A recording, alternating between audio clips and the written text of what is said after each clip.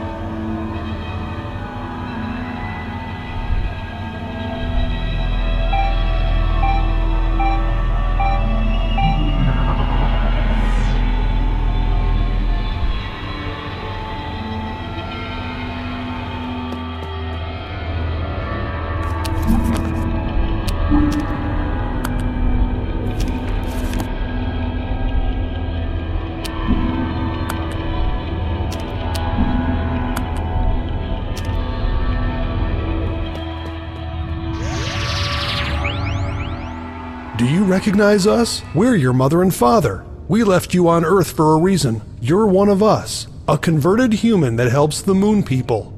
I know this might come as a shock, but you need to get used to the idea. Your mission was to live among other people and become a member of a government agency, and you succeeded. Congratulations, daughter. We're proud of you. You're one of the first representatives of the new race of perfect beings. The blood of the gods runs through your veins. That's why your immune system is strong. The world of the moon people became uninhabitable, so they set out to find another home. As they explored the galaxy, they came across Earth and learned it could support their physiology. Just as important, the planet is populated with weak, emotional creatures the gods were able to enslave and use for their purpose.